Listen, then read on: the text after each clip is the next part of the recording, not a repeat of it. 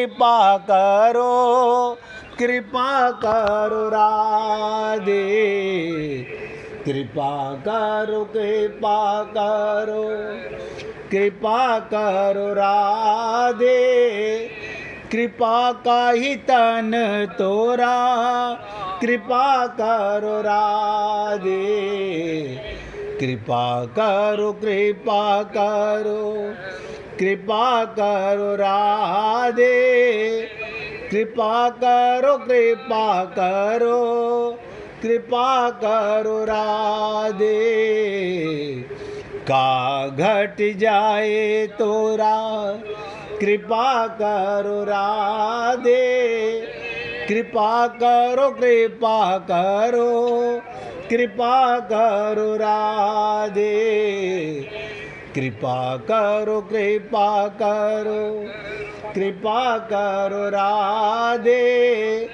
कृपा करो, कृपा करो, कृपा करो राधे। सभी पुण्य आत्मा बहुत ध्यान से सुने, एक एक शब्द को एकाग्र होकर के, एकाग्र चित्त होना चाहिए, सावधान होना चाहिए। सत्संग सुनना भी साधना है। हम कितना सावधान होकर के एक एक शब्द को हृदयंगम करते हैं। हमने आपसे निवेदन किया, अपने सुख के लिए किया गया कर्म तो बंधन कारक है। नोट करो, अपने सुख के लिए, अपने माने शरीर के सुख के लिए। आप कहेंगे सारा संसार यही तो कर रहा है, तो बंधन कारक है। अपने व्यक्तिगत हित के लिए किया गया कर्म भी बंधन कारक है। ये मेरा पर्सनल काम है। बहुत से लोग आते हैं, ये हमारा पर्सनल काम है, व्यक्तिगत काम है, ये बंधन कारक है। क्योंकि कर्म ही सेवा है, अपने लिए तो कुछ करना ही नहीं। केवल अपने हित की तरफ दृष्टि रखने से व्यक्तित्व बना रहता है।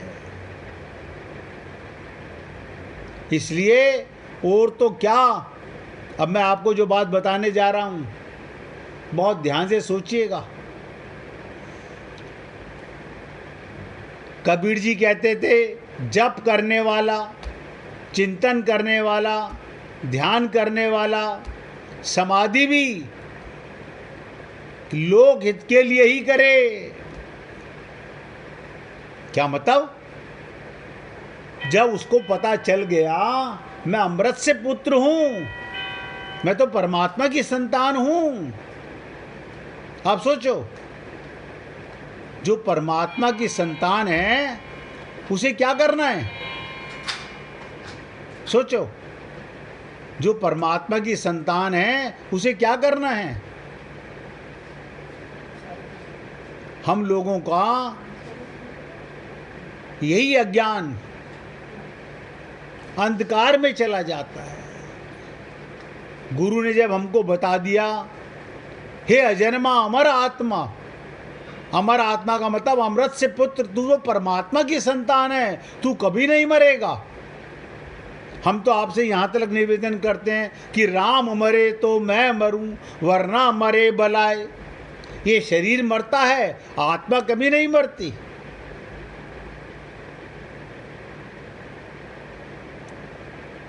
इसलिए कहा गया, केवल अपने हित की तरफ दृष्टि रखने से व्यक्तिगत व्यक्तित्व बना रहता है। इसलिए और तो क्या, जप, चिंतन, ध्यान, समाधि भी लोक हित के लिए की जाती है। तात्पर्य स्थूल, सूक्ष्म और कारण शरीर।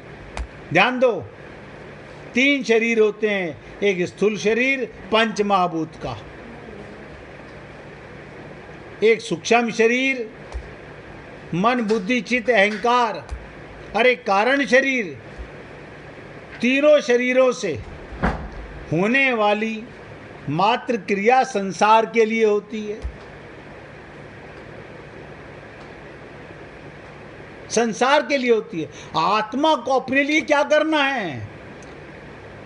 आत्मा को ये स्थूल शरीर मिला, सूक्ष्म शरीर मिला, कारण शरीर मिला संसार की सेवा के लिए। ये बहुत गहराई से समझने का विषय है। तीनों शरीरों से होने वाली मात्र क्रिया संसार के लिए है, अपने लिए नहीं। कर्म संसार के लिए है और संसार में संबंध विच्छेद होने पर परमात्मा के साथ नित्य योग अपने लिए है। कर्म संसार के लिए और योग परमात्मा अपने लिए, यानी मेरा योग सदा परमात्मा के साथ, मैं सदा परमात्मा के साथ जुड़ा हुआ हूँ, नित्य संबंध, तब कर्म योग होगा। आप बताइए, जब एक बार आत्मज्ञान हो गया और गुरु ने हम पे कृपा कर दी, हमें तत्व ज्ञान करा दिया और हमें मालूम पड़ गया कि मैं आत्मा हूँ, तो ये शरीर किस लिए मिला था? अपने लिए। आप सोचो, अपने किसके लिए? अपना कहलाने वाला शरीर भी दूसरों के लिए मिला है। ये शरीर भी दूसरों की सेवा के लिए है।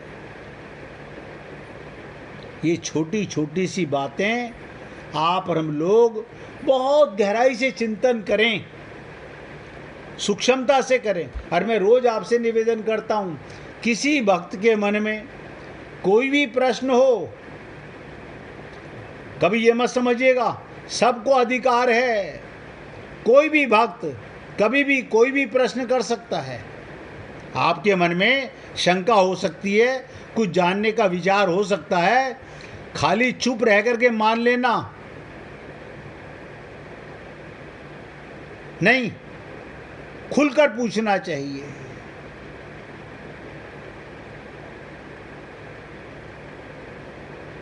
ये छोटी छोटी सी बातें अगर आप और हम लोग गहराई से चिंतन करें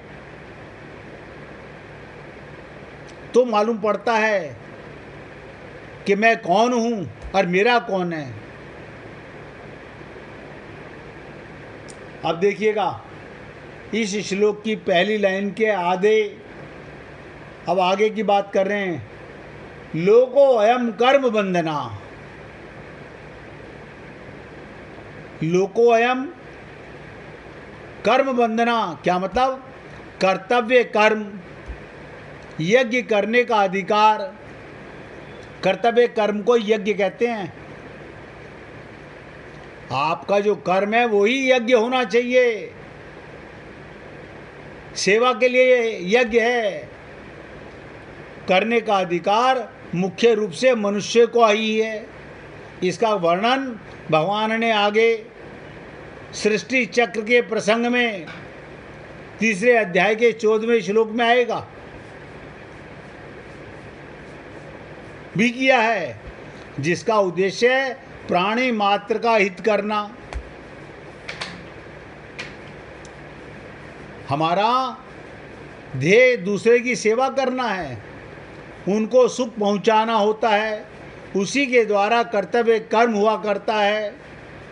जब मनुष्य दूसरों के हित के लिए कर्म ना करके केवल अपने सुख के लिए कर्म करता है तो क्या होता है?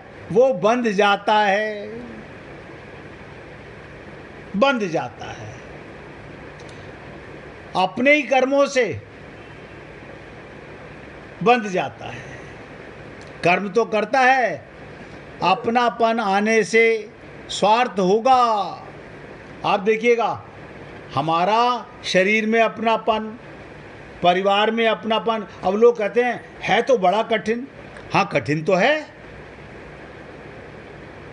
कठिन तो है। बता देता हूँ, रात को सपना देखते हैं हम सब लोग। हाँ, कभी कभी आता है। जब सपना आता है डर लगता है। हाँ, डर भी लगता है। कभी खुशी भी होती है, हाँ खुशी भी होती है। कभी तो आपने ये भी देखा होगा कि आप मर गए, आपको बांध के ले जाया जा रहा है। आप सोचिएगा, लेकिन जैसे ही सुबह जागते हो आप क्या कहते हो? अरे मैं तो कोई नहीं मरा, मैं तो जिंदा हूं।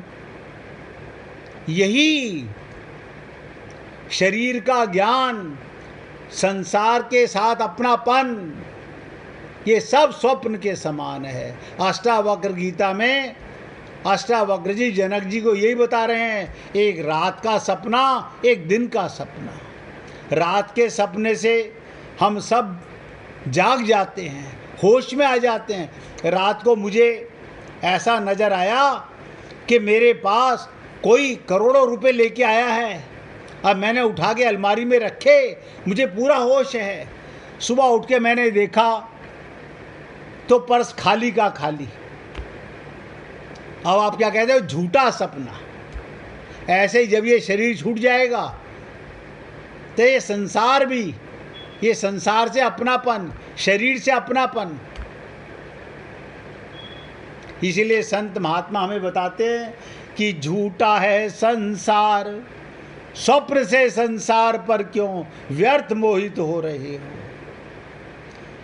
कहते हैं ना, झूठा है संसार, धोखा खाएगा, कर ले हरि से प्यार, वरना पछताएगा।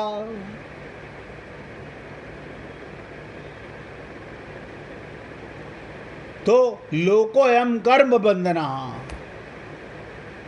आपका कर्तव्य कर्म यज्ञ के। केवल मनुष्य ही कर सकता है।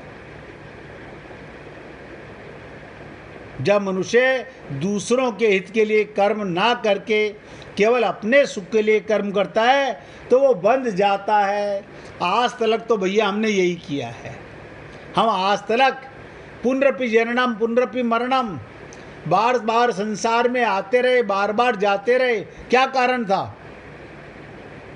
क्योंकि अंधा बाटे रेवड़ी, फिर अपने को दे। अपने शरीर का ध्यान, अपने परिवार का ध्यान।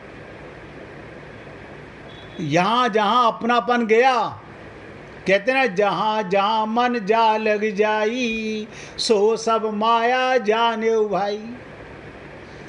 हम चेतन, माया जड़, और हम माया को अपना अपना कहते रहते हैं। सोचो तो सही, चेतन आत्मा, जड़ शरीर, इसको अपना कहता है। कारण क्या? अज्ञानता के कारण, मैं का पता नहीं है। इसलिए कहते हैं आसक्ति और स्वार्थ भाव से, आसक्ति के कारण और स्वार्थ भाव से कर्म करना ही बंधन कारक है। सबसे बड़ा बंधन का कारण क्या है? आप बताइए, आपको किसने बांधा?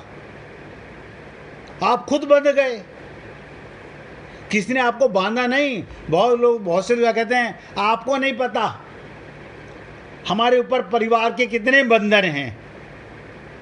अरे काहे के बंधन है? मैंने तो किसी के पैरों में आज तक बेड़ियां पहने हुए नहीं देखा। किसी के पैर में बेड़ियां नहीं हैं। हम कोई कैदी हैं, हम कोई जेल खाने में हैं। आसक्ति के कारण, स्वार्थ भाव के कारण हम लोग कर्म तो करते हैं लेकिन बंधन का कारण बन जाते हैं।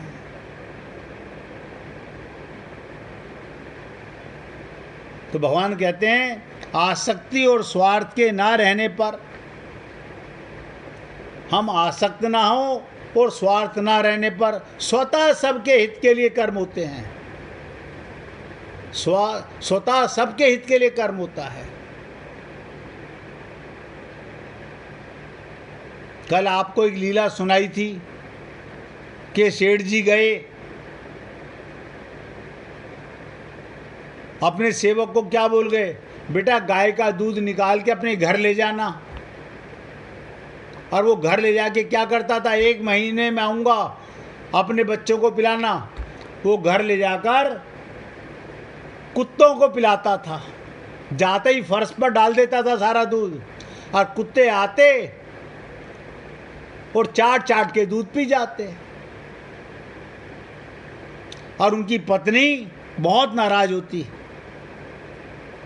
कि देखो कैसा पति है, सेठ जी बोल के गए हैं अपने बच्चों को देना, लेकिन ये कुत्तों को पिला देते हैं। 1 मास के बाद जब सेठ जी आ गए तो दूध आना बंद हो गया। एक दिन पत्नी कह रही है, तुमने क्या ये कुत्ते पाल लिए, अब तुम दूध लेके नहीं आते, ये रोज दरवाजे पे आकर के भाव भाव भाव करते हैं, दूध मांगते हैं। बोले मैंने 1 मास तक दूसरे के धन को अपनी औलाद को इसीलिए नहीं दिया, वरना 1 महीने के बाद ये तेरे बच्चे भी ऐसे ही रोते कुत्तों की तरह। मैंने नाली में नहीं फेंका सिर्फ तेरे को शिक्षा देने के लिए, लेकिन आप और हम लोग ऐसे कुबुद्धि हैं, समझना ही नहीं चाहते हैं। और जिस किसी भक्त को भजन सुनाना हो भैया, निकाल के रखना। मैं तो केवल निवेदन कर सकता हूँ, सुनाना हो तो निकाल के रखना। हमने आपको परिचय दिया था। अब ध्यान से सुनिएगा। आसक्ति और स्वार्थ भाव, आसक्ति और स्वार्थ भाव से कर्म करना ही बंधन का कारण है। आसक्ति और स्वार्थ के न रहने पर जहां आप अनासक्त हुए, अपने आप सबके लिए हित कर्म होगा। बंधन भाव से होता है, बंधन भाव से होता है। अब आपका भाव सकाम है या निष्काम है, सोच लो। भाव तो है, आप बिना भाव के तो कर्म करते नहीं। हम लोग सकाम भाव से कर्म करते हैं या निष्काम भाव से कर्म करते हैं।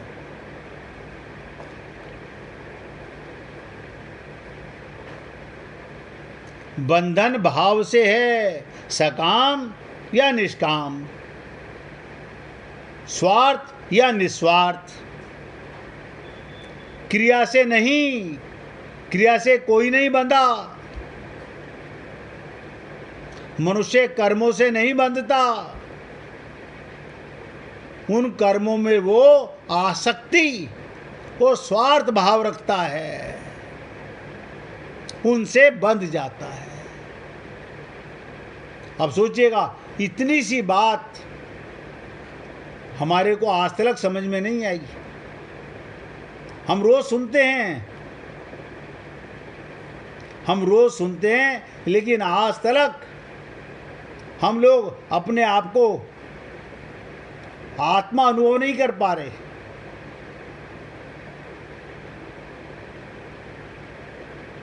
ये सारी बातें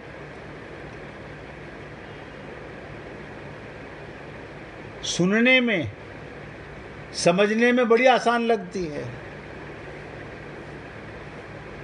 आप लोगों को कई बार एक कथा सुनाई है, आज उस कथा को सुन लीजिए।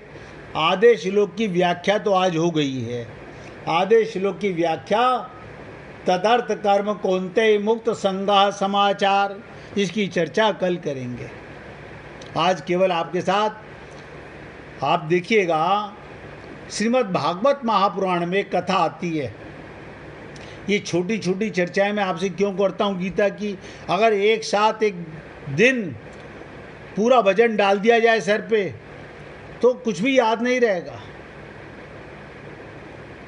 सच्चे भाव से भागवत कथा सुनने से, अगर सच्चा भाव है, देखिए यहाँ भी भाव की बात है, इसलिए लीला सुना रहा हूँ। सच्चे भाव से सुनाने वाला और सच्चे भाव से सुनने से पापी भी मुक्त हो सकता है, और अंततः भगवान की भक्ति ही मोक्ष का साधन है, यानी भगवत प्रेम का अधिकारी बन जाता है। आप लोगों ने सुना होगा, भागवत में कथा आती है, गोकर्ण की कथा। श्रीमद् भागवत महापुराण से एक अत्यंत प्रेरणादायक कथा है, जो ज्ञान भक्ति और श्रीमद् भागवत कथा के प्रभाव को दर्शाती है। हमें ये नहीं कि गोकर्ण की क्या कथा है, ये देखना है हमारे भाव को कैसे बदलती है, हमारा भाव बदला कि नहीं बदला।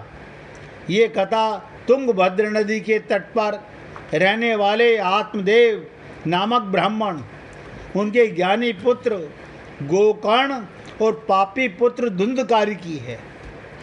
जहाँ गोकर्ण ने अपने प्रेत बने हुए भाई, सोच के देखो, धुंधकारी को भागवत कथा सुनाकर मोक्ष दिला दिया। यानी प्रेत योनि में गया हुआ भूत प्रेत बनने के बाद ही मोक्ष की प्राप्ति हुई। श्रीमद् भागवत पुराण के अनुसार गोकर्ण की विस्तृत कथा, गोकर्ण की कथा श्रीमद् भागवत महापुराण के स्कंद 6 में आती है। अत्यंत प्रेरणादायक रूप में ये कथा भक्ति, सत्संग और भागवत श्रवण की महिमा को दर्शाती है। प्राचीन समय में तुंगभद्र नदी के तट पर एक नगर में आत्मदेव नामक ब्राह्मण रहता था। वो विद्वान और धार्मिक था, परंतु संतान न होने के कारण अत्यंत दुखी रहता था। उसकी पत्नी का नाम धुंधली था और स्वभाव से कर्कशा और चंचल थी। आत्मदेव ने संतान प्राप्ति के अनेक उपाय किए, पर सफलता नहीं मिली। अंततः दुखी होकर वो वन में चला गया और एक संत से अपनी व्यथा बताने लगा। संत ने उसे समझाया, सब पूर्व जन्म के कर्मों का फल है। परंतु आत्मदेव के बहुत आग्रह करने पर संत ने उसे एक दिव्य फल दिया और कहा, ये फल अपनी पत्नी को खिला देना, तुम्हें पुत्र की प्राप्ति होगी। धुंधली को गर्भ धारण करने से भय था। उसने सोचा, गर्भावस्था से कष्ट क्यों सहे जाए। उसने वो फल स्वयं न खाकर घर की गाय को खिला दिया और अपनी बहन से गुप्त रूप से एक बालक लेकर आने को कहा। 9 महीने तक धुंधली गर्भवती होने का नाटक करती रही, अपने पति से झूठ बोलती रही और कुछ समय बाद गाय ने एक दिव्य बालक को जन्म दिया, जिसके कान गाय जैसे थे। उसका नाम रखा गया गोकर्ण। बहन का लाया हुआ बालक धुंधकारी कहलाया। धुंधकारी, बहुत से संत महात्मा क्या कथा सुनाते हैं कि उसने आधा फल गाय को खिला दिया और आधा फल अपनी बहन को दे दिया। नहीं, फल से धुंधकारी पैदा नहीं हो सकता। धुंधकारी बचपन से ही दुष्ट कुसंगति में रहने लगा। वो चोरी, जुआ, बुरे कर्म में लिप्त रहता था। उसने अपने माता पिता को बहुत कष्ट दिया। आत्मदेव ब्राह्मण ने अपने पुत्र के दुर्व्यवहार से अत्यंत दुखी हो गया। तब गोकर्ण ने अपने पिता को ज्ञान दिया। बताइए, गोकर्ण ने ज्ञान दिया पिता को, जो कि ब्राह्मण था। क्या कहा? ये संसार नश्वर है, मोह छोड़कर भगवान की भक्ति करो। गोकर्ण के उपदेश से आत्मदेव ब्राह्मण ने वैराग्य धारण किया और वन में जाकर भगवान का भजन करते हुए मोक्ष को प्राप्त हुआ। पुत्र से भी ज्ञान की प्राप्ति की गई। धुंधकारी अत्यंत दुष्ट हो गया। वो वैश्याओं के साथ रहने लगा। एक दिन उन्हीं वैश्याओं के साथ धन के लोभ में उसे उन वैश्याओं ने मार डाला। पापी कर्मों के कारण धुंधकारी प्रेत योनि में भटकने लगा। और कुछ समय के बाद गोकर्ण तीर्थ यात्रा से लौटे। उन्होंने अपने घर में एक प्रेत की करुण आवाज़ सुनी। पूछने पर ज्ञात हुआ वो उनका धुंधकारी भाई था, आत्मा है, उसकी आत्मा है। गोकर्ण ने उसे मुक्ति दिलाने का उपाय खोजा। तब उन्होंने श्रीमद् भागवत कथा का 7 दिन तक श्रवण सप्ताह आयोजित किया। धुंधकारी की प्रेतात्मा बांस के 7 गांठों वाले एक स्तंभ में प्रवेश कर गई। प्रतिदिन कथा सुनते समय एक एक करके बांस की गांठ टूटती गई। और हमारे बंधन, कितनी भागवत सुन ली, टूटे नहीं। क्यों? वो मुक्त होना चाहता था, वो मुक्त होना चाहता था, और आप और हम लोग इस संसार के कुचक्र में फंसे रहना चाहते हैं। भागवत तो आप और हम लोग भी सुनते हैं। आप सोचिएगा, भागवत तो आप और हम लोग भी सुनते हैं। हमारा बंधन क्यों नहीं टूटा? यानी 7 दिन में 7 गांठें उसकी टूट गईं।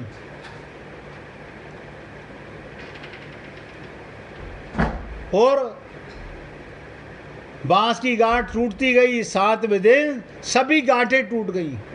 और धुंधगारी को दिव्य शरीर प्राप्त हुआ। भगवान विष्णु के दूत उसे वैकुंठ ले गए। आज आप और हम लोग गीता का चिंतन मनन करते हैं, लेकिन ये भी क्या सोच करके?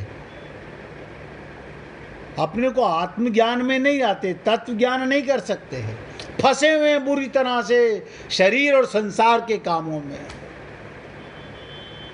हर सीताराम आचार्य जी ने एक ही बात कही, इस देह में हरि मिलते हैं। ये देह एक उद्देश्य से मिला, भगवत प्राप्ति के। मैं तो आप पुण्य आत्माओं से केवल निवेदन करना चाहता हूँ, अनंत जन्मों से जो पाप हम करते आ रहे हैं, कम से कम हे पुण्य आत्माओं, इस जन्म में हम सावधान हो जाएं तो भगवत प्राप्ति एक पल नहीं लगाती। नित्य प्राप्त परमात्मा की प्राप्ति का अनुभव होने लगता है। शरीर मानते हो तो परिवार का अनुभव होता है, आत्मा मानोगे अपने को तो परमात्मा का अनुभव होगा। देखिए, आधे श्लोक की चर्चा आज की है, आधे की कल करेंगे। अब कोई भक्त सुनाना चाहता है भजन? मैं सुनाऊं शर्मा जी? सुनाइए। वृंदावन प्यारो वृंदावन, श्री वृंदावन मेरो वृंदावन। वृंदावन प्यारो वृंदावन, श्री वृंदावन मेरो वृंदावन। श्यामा हृदय कमल सो प्रगट्यो और श्याम रूप को भाय। वृंदावन प्यारो वृंदावन, श्री वृंदावन मेरो वृंदावन। सब सुख सागर रूप उजागर ले वृंदावन धाम। रूप गोस्वामी प्रगट कियो जा राधा गोविंद रूप निदान। वृंदावन प्यारो वृंदावन, श्री वृंदावन मेरो वृंदावन। बेरत निश दिन कुंज गलिन में ब्रज जन मन सुखधाम। मदन मोहन को रूप निरख के सनातन बलि बलि जाय। वृंदावन प्यारो वृंदावन, श्री वृंदावन मेरो वृंदावन। गोपी ग्वाल सब ये उर्धारे प्यारो गोपीनाथ। मधु पंडित जिन कंठ लगायो जा है रही जय जयकार। वृंदावन प्यारो वृंदावन, श्री वृंदावन मेरो वृंदावन। श्री गोपाल भट्ट जू की हृदय वेदना प्रगट्यो शालिग्राम।